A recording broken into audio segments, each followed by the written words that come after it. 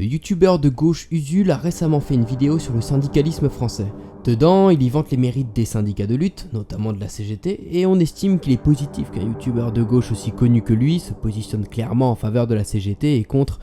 les traîtres de la CFDT. Sauf que dans cette vidéo, il résume de manière très simpliste et anticommuniste l'histoire du syndicalisme français du XXe siècle, en affirmant qu'il n'existerait finalement que deux uniques tendances. On oppose souvent ces deux visions du rôle des syndicats et ils correspondent en effet bel et bien à deux modèles différents, la social-démocratie à l'allemande pour les réformistes et l'anarcho-syndicalisme de l'autre qui reste une culture puissante en France, ce pays qu'il a vu naître. Ici Usul en tant que libertaire fait clairement état de sa nostalgie pour l'époque où la CGT était sous influence idéologique des anarchistes, c'est-à-dire à l'époque où la charte d'Amiens venait d'être adoptée. Cette dernière, en plus d'affirmer la nécessité de l'expropriation capitaliste par la grève générale, et donc la révolution que nous approuvons,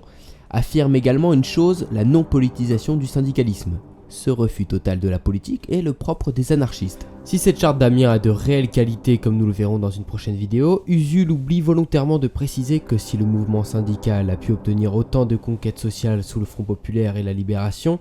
c'est précisément parce qu'il était extrêmement politisé par la suite et que plusieurs aspects de la charte d'Amiens ont justement été complètement dépassés, grâce à la montée en puissance du marxisme-léninisme en France, dans la lignée de la Révolution russe.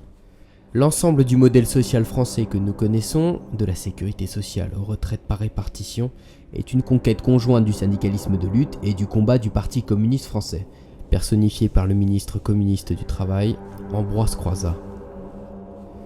À la Libération, la CGT, qui s'était réunifiée dans la dynamique du Front populaire, sera extrêmement liée au Parti communiste français, c'est-à-dire à un parti marxiste-léniniste, considéré aujourd'hui comme stalinien par la gauche anticommuniste. On comprend dès lors pourquoi Usul évite soigneusement de décrire en détail l'histoire du syndicalisme français réellement révolutionnaire, à savoir celui de la CGT réunifiée de Benoît Frachon et Georges Séguy, dont les forts liens avec le PCF de l'époque étaient reconnus de tous. En effet, cela impliquerait de reconnaître l'existence d'un dépassement de l'anarchisme au profit d'un syndicalisme qui converge avec la gauche dite stalinienne,